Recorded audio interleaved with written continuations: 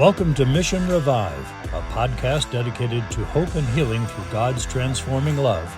We're your hosts, anchored in truth and armed with faith, are changing the world and reviving hearts with Jesus, one conversation at a time.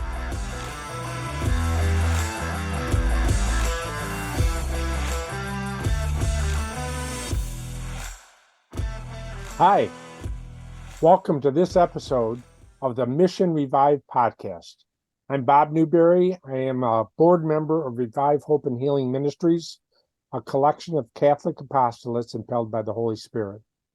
My partner, as always, for today's podcast is Costa, founder and executive director of Revive Hope and Healing Ministries. Welcome, Ann. Thanks, Bob. It's so great to have Carol Puschaver with us today. She is one of our own. She's the leader of the St. Michael's ministry, one of the ministries under the umbrella of the Revive apostolate. It's an important ministry because we know that we need a strong power against some of the powers and principalities, and that's St. Michael. So, Carol, come on. We're great to have you join us. All right. Good morning. Good morning. Welcome. It's good to be here. Thank you. Thank you. Yeah, you've been really busy planning for events, and we've got some good, hopefully some good things coming up I'm excited about, and I hope they turn out well. Sure. Mm-hmm. Can you tell us about some of these? Sure. We're hoping in April of 2024 to host a world-renowned Michaelite Father Carol Puschaver of Warsaw, Poland. His mission, if you will, is to go around preaching about St. Michael. And this is a St. Michael retreat that he's going to be hosting for 2 days in April. Speaking as part of the homily during Mass, the investiture in the St. Michael scapular, praying the chaplet together, Eucharistic healing hour, and so much more. Additionally, we're planning, just had a meeting yesterday, planning for the first annual St. Michael essay contest among high school upperclassmen. This is to get them thinking about St. Michael. Who is he? How does he relate in their day-to-day lives? So, and a lot more in the pipeline, hopefully, my wish list and so on. Yeah. And your second book came out, and the title of that is The St. Michael Chaplet, a Divine Catechesis on the Angels and Gifts of Heaven. Wow, that is such a powerful chaplet, isn't it? Absolutely. St. Michael himself revealed it to a Carmelite religious in 1751, and he attached some extraordinary promises to it. 100 years later, Blessed Pope Pius IX indulged the prayer, and it's really remarkable because the insights that St. Michael gives us about the angels, the Pope in essence ratified. So that really expanded our understanding of the angels. Wow. Can you talk a bit about some of those insights, Carol? Oh, goodness. After the introductory prayers, you have the 9 salutations which correspond to the 9 choirs of angels from the highest rank to the lowest. So St. Michael begins with a salutation to the seraphim who dwell closest to the throne of the divinity. And the salutation to them is by the intercession of St. Michael and the celestial choir of seraphim. May the Lord make us worthy to burn with the fire of perfect charity. And incidentally, the inspiration for this book came about one Sunday morning when I was just contemplating, what is perfect charity? What does perfect charity look like? And the thing that came to mind was the searing image of Christ on the cross. A holocaust, both in spiritual and physical terms, a total consuming of oneself. And it's interesting because the seraphim, which is plural of seraph, means the burning ones. So the connection with the fire, of perfect love, that whole concept there of burning and consuming entirely just works so perfectly. And the next one down is a cherubim. These are typically viewed as custodial angels and watch angels at gates of paradise, the Ark of the Covenant, and the prayer to them is by the intercession of Saint Michael and the celestial choir of seraphim. May the Lord vouchsafe to grant us the grace to leave the ways of wickedness, to run in the paths of Christian perfection. And who better to have overlooking those paths than the cherubim? And on it goes. Wow. As I'm listening to you, and I always learn every single time we talk about St. Michael from you, how important it is that you're doing these events, because people don't know a lot about St. Michael, and certainly the young people, they do not know, because we've taken that St. Michael prayer kind of out of the vernacular of everything that we do, like it used to be pretty much in the forefront. I think it's great that those two events will really do engaging people into learning more about him. I sure especially hope so. The young people. Yeah. So your goal is that we're going to start this. It's going to happen probably not until next fall, but we're going to be gearing up. I'm talking about the fall of 2024, right? For the essay contest. That's and right. The spring you'll have the event at St. Daniel's. It's going to be at St. Daniel's in St. Daniel in Lincourt in Syracuse for the St. Michael mission, right? Yes. So we're going to do bookends next year of St. Michael events as you start to get the word out. And I know you're also going to be at the women's conference coming up in our area. Yes. And can go to any women's conference. You'd probably love an invite to any kind of women's conference across the country, right? To have that would be awesome. The whole goal for you really is to get that word out, to know who he is. That's and right. The angels. The bedrock of this ministry is the acronym RAID, which is to raise awareness and increase devotion to St. Michael. And this is by way of expounding on divine providence that's not leaving us in the lurch in these dark times. And also it's a message of hope, which I think is important, because when you look at disasters and everything across the world, it's important to keep your hope and to keep your peace. And knowing that we have an invincible champion on our side, I think helps that out a lot. Yes. And we're going to be airing this in September and this month, and we have a couple of feast days coming up as well to celebrate, right? Absolutely. Can you talk about those? The Feast of St. Michael, well, actually the Feast of the Guardian Angels occurs on September 29th.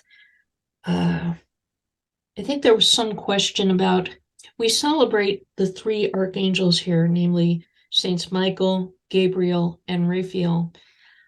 Prior to Vatican II, they each had their own individual feasts, but these were subsequently combined into one Feast of the Archangels on September 29th. And I would be remiss if I didn't mention the Feast of the Sweetheart Guardian Angels, which is October 2nd. I believe with the archangels, the feast was consolidated into one in recognition of Saint Michael as the prince of the angel host. It's interesting. There are 7 archangels, and we believe this to be so based on the Old Testament book of Tobit, in which the archangel Raphael takes the forefront of the action.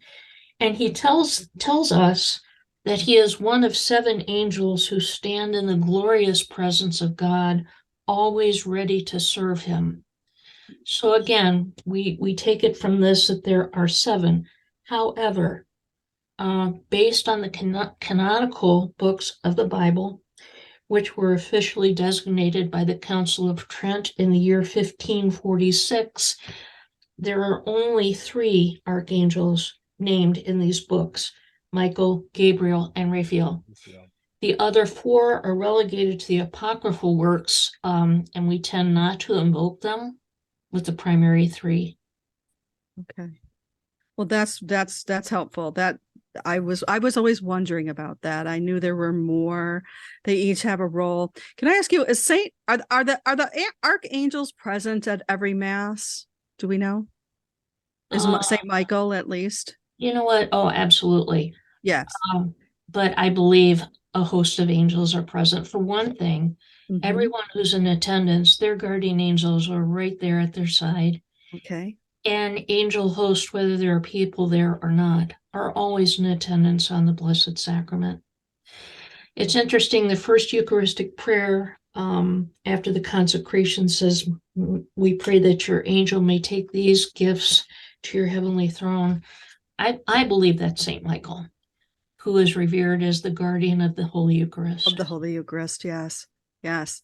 So again, he's really important in this year of the Eucharist to understand his guardianship over that. And there's a lot of threat to the Eucharist.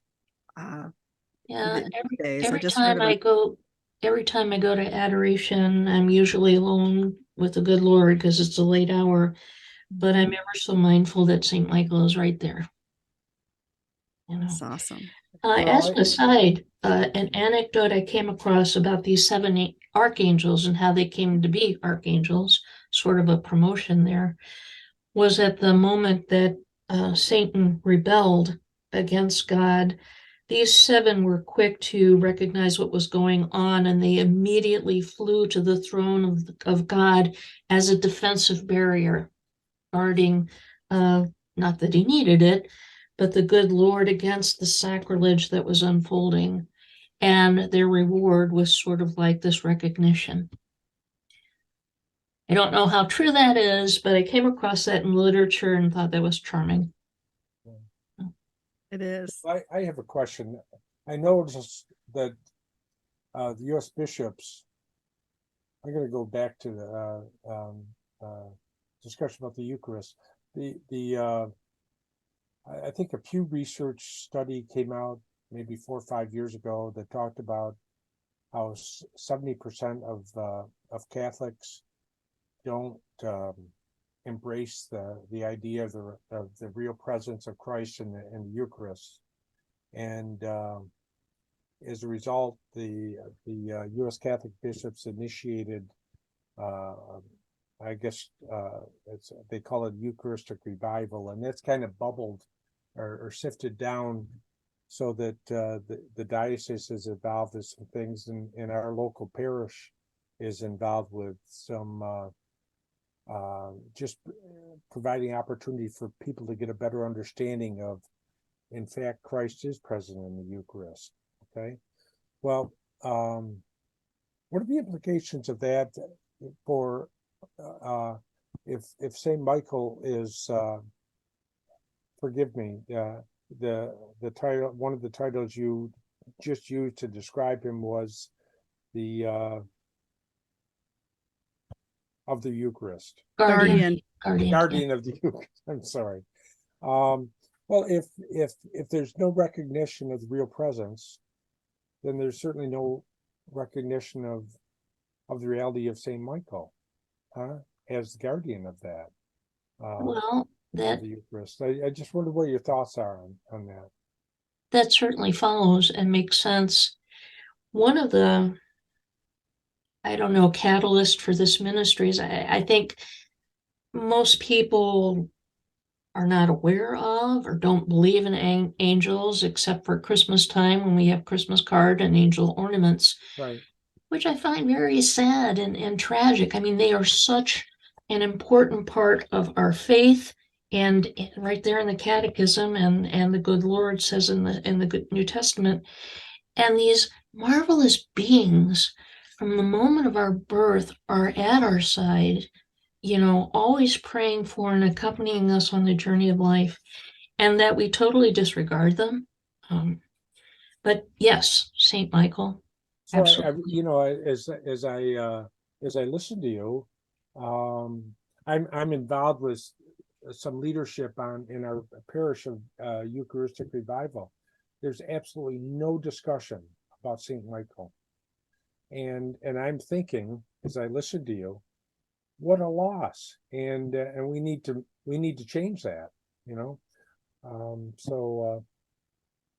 You'll be hearing from me. Yeah, I was gonna say you need to have Okay. Carol come out there. Yeah, absolutely, absolutely. Yeah, You because know, one of the points I wanted to make is I think we can establish that there's a collaboration between Saint Michael, the Blessed Mother, and the guardian angels. And chiefly what I'm thinking there is at the hour of our death, okay, which is so critical a moment. But the Blessed Mother and Saint Michael, of course, are in attendance at the Blessed Eucharist. I have to believe that. Yeah. Mhm. Okay. Yeah, he is really a companion to her. They're like companions, Yes. spiritual. You know, she is the Queen of Heaven. And not to take anything away from her, but I think he is so eager to serve her and to do her bidding. And I think he's the one that gets down in the trenches, you know. I hope so. Because we're in the so. trenches. We're definitely in the trenches. Yes. You know, when you were talking about the guardian angel, I am one of those people that probably doesn't spend enough time thinking at all, or praying to, or acknowledging. And you know, we know that the angels are they're spirit. That's right. They're not body. They're entirely spirit, but they're of extremely high intellect. They're enlightened in their knowledge. So they have this knowledge that they use for the good, whereas opposed to the demons also have the same kind of knowledge because they're fallen angels, but they use it for the bad, right? I wouldn't say their knowledge is on par with the angels because they are fallen, but they do have, yes, quite a fund of knowledge. So the angels of light, the real ones, the ones in heaven, Yes. They can help us in every aspect. That's right. Of our lives. You know, a remarkable insight came to me as I was reflecting on my book. You know, Jesus says, don't disparage one of these little ones because they have angels who always look upon the face of God. And those are the angels that accompany us in life. So just think of it. At the same time they enjoy the beatific vision, they're holding us in their loving custody. What a divine circle, if you will. Yeah. It helps you to really feel how much God loves us, that he would designate, Absolutely. you know, that he would and wants to be with us. You know, we know he wants to be with us in the Eucharist, you know, but that he's constantly trying to attend to us, that he's giving us help all the time. Spiritual being. Yeah. Yeah. Gosh, I never thought of it like that. See how this works? I love talking about this because it's real. And when we go to heaven, we're going to see Saint Michael, God willing. I think so. Yeah. Mm-hmm. Mm-hmm. Has anybody ever seen Saint Michael? Has there been any apparitions of Saint Michael? Oh, gosh. Yes. In fact, I was privileged to go to the site of the first one, or one of the first ones, down in the south and east of Italy, the St. Michael's Cave, Mount Sant'Angelo. This is a series of apparitions that started in 498 AD. Yeah. Okay. Can you talk about that? There are several stories about how this all originated, the most famous being that a nobleman was out and one of his prize bulls ran off into this cave. And the nobleman kind of saw him there and kneeling. And for some reason, he shot an arrow at the bull, which turned around and came back at him, which doesn't usually happen. So he consulted with the local bishop, And evidently there was some communication between St. Michael and the bishop. And it came to be known that there was this cave that St. Michael had consecrated to himself. In fact, it's the only altar that has not been consecrated by human hands because St. Michael consecrated it himself. And this cave is designed to be a refuge for sinners to find forgiveness for their sins and peace with the Almighty. It's cave is kind of surrounded by a little village that reminds you of Mayberry because everybody knows everybody. It's just charming. And I was there actually on the Feast of the Apparition, which is May 8th. And the whole town was, I mean, they had a little band in the street. They had fireworks at night. They had all sorts of special events. So, Wow, what an opportunity oh, to it be was. able to be at the very place, that original Yeah. place. And people still go there on pilgrimage who Oh are my sinners, goodness. who are seeking Oh my goodness. refuge. It was hard to find a place, to stand. Wow. So I think if anybody wants to put that on their bucket list, that would be a good thing to do. Is it hard to get to? Is it like way off? I was away? just gonna say, we talk about St. Michael's sword and apparitions in general, like the Blessed Mother, and these places are not easy to get to. And I kind of think that's by design. Like, if only the people that are serious are going to do this, but I started off in Rome, which is 60 feet at sea level, ended up at St. Michael's Cave, which is 2,100 feet above sea level. I took a bus that could only go so far, and then we had to switch to a van because it was hairpin turns going up to this 2,100 feet. Wow. Yeah. So it's not for the faint of heart. And when you talk about St. Michael's sword, that is a geographical line, right? Can you explain what that is? It's a line, a fairly straight line that runs on the one end from Ireland to on the other end, Israel. And along the straight line are 7 shrines that are dedicated or somehow related to St. Michael. And according to pious legend, this straight line corresponds to the blow that St. Michael struck at Satan and cast him out of heaven. I've been to 2 of those now. I've been to Mont Saint-Michel off the coast of France, and now St. Michael's Cave. All right. So how many locations are there? Do you know in 7. total? Oh, 7. so are you going to try to do all 7? I don't think so. No. I wonder if people have done that. They probably have. Probably. Yeah. So you mentioned that Father Peter, who's coming, is a Michaelite father. That's right. And is that an order specifically devoted or to Saint Michael? This is a religious order founded in Poland in 1887, or at least the late 19th century, by a priest who is beatified. And sorry, I don't know his name, and the Polish is a bit difficult. Yeah.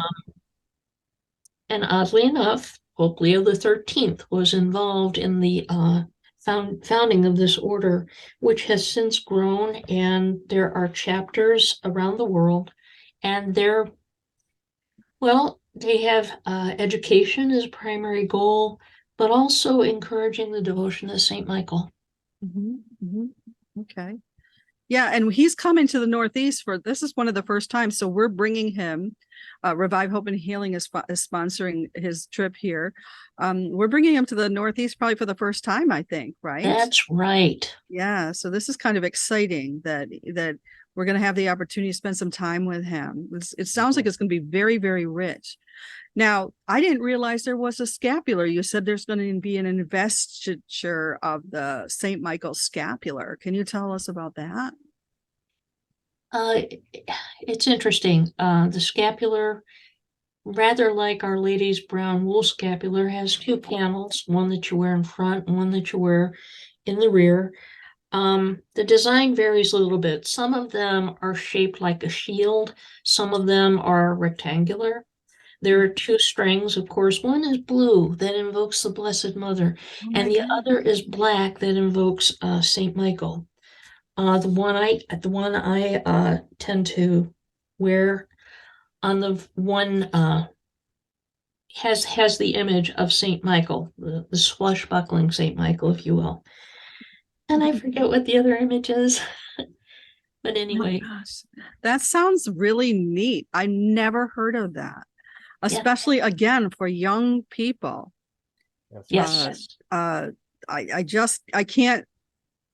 can't underestimate what if we could just connect the young people with Saint Michael. I know in particular a couple of young people who are struggling with mental health problems and anxiety, schizophrenia, who really cling to Saint Michael as a protector.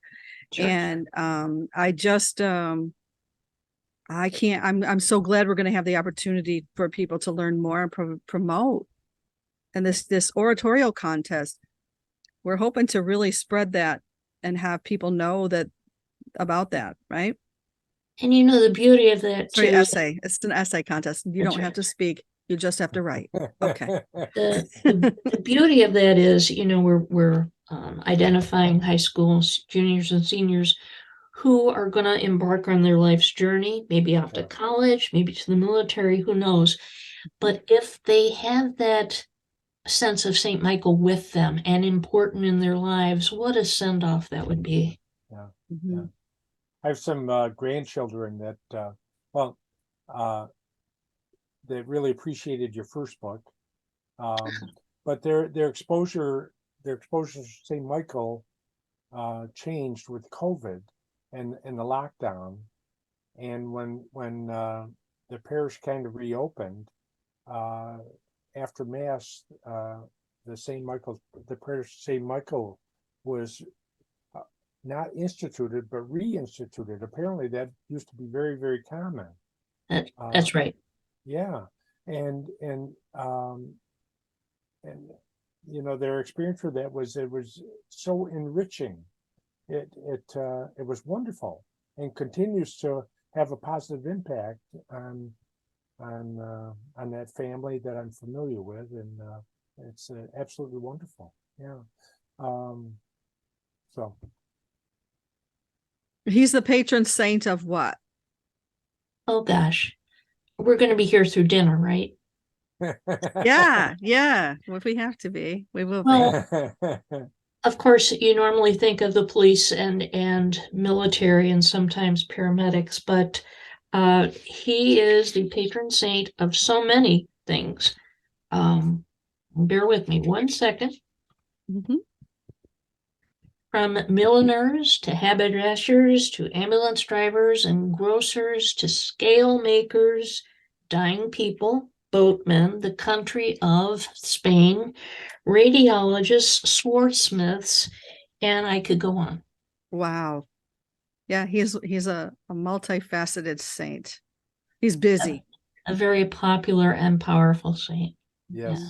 Very cool. Very cool.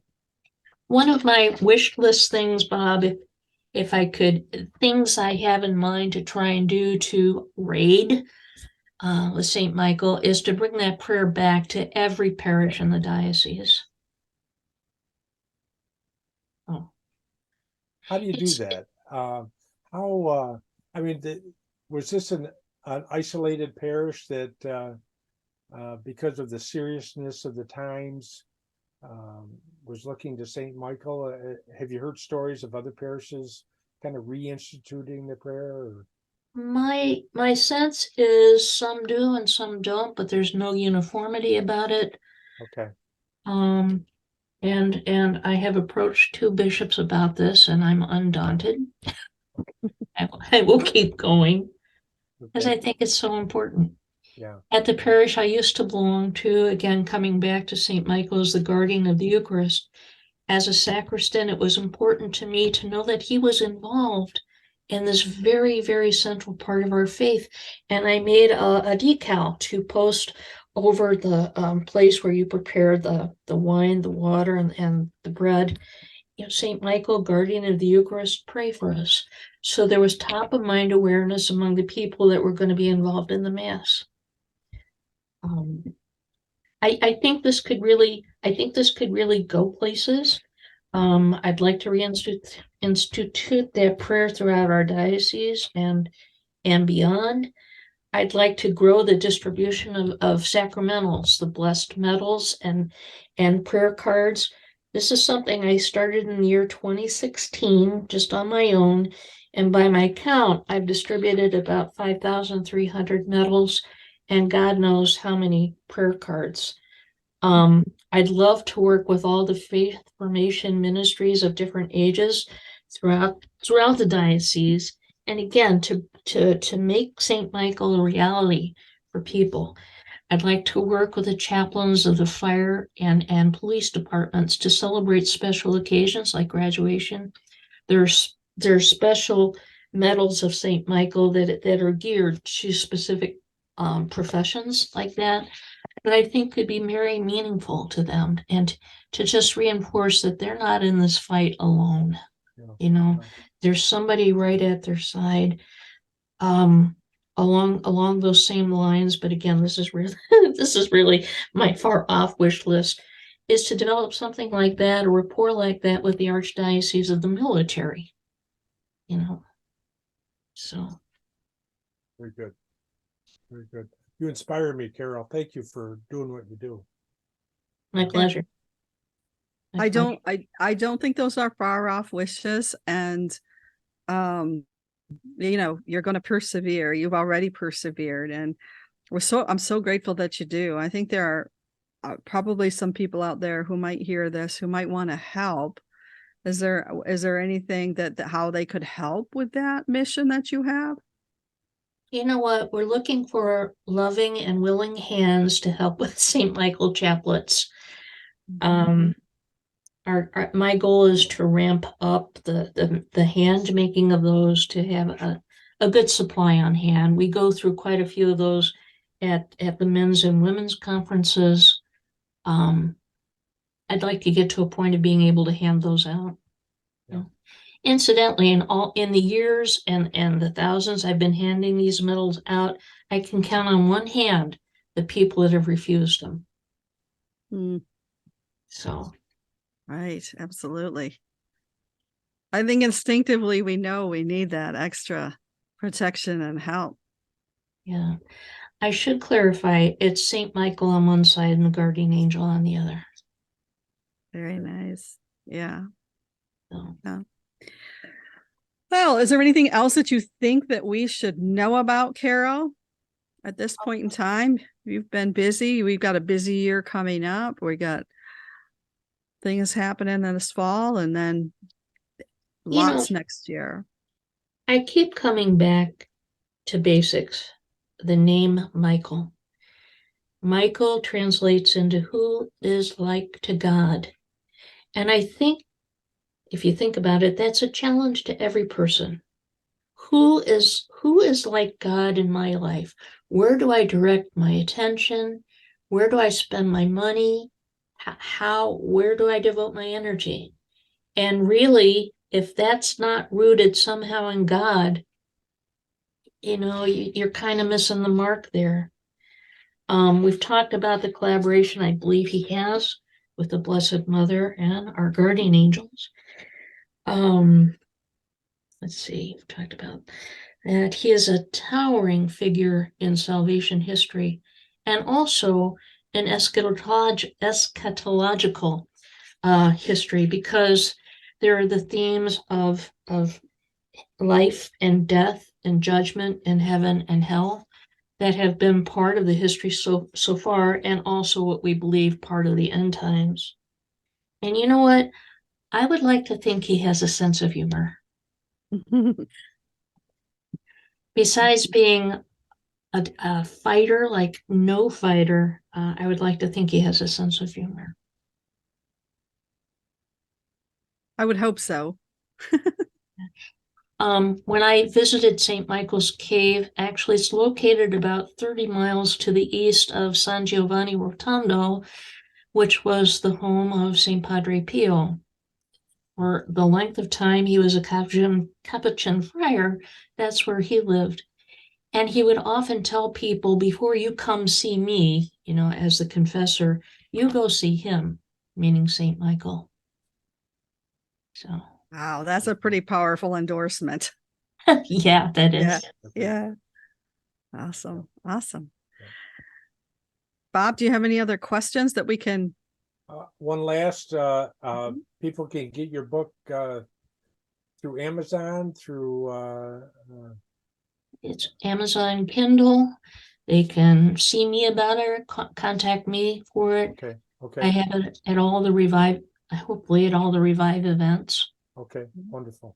And our website, if you go to www.revivehopeandhealing.com, Excellent. there's information there. And if you're interested in helping with chaplets, that is, putting them together. Yeah. We're working on making that a little easier for volunteers to do. But if you have any interest at all, just call the number on our website and we'll get you in touch with Carol. Very cool. That'd be great. Thank you for joining us, Carol. Thank Oh, you. my pleasure, as always. Thank you for having me. Awesome. We're good in?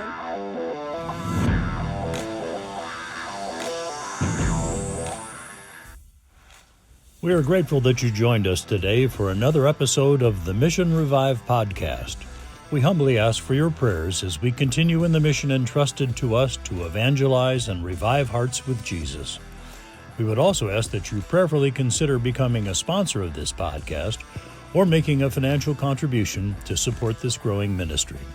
You can do this by visiting our website at revivehopeandhealing.com or through our Revive Hope and Healing Ministries patron page. We cannot do this without you. Thank you.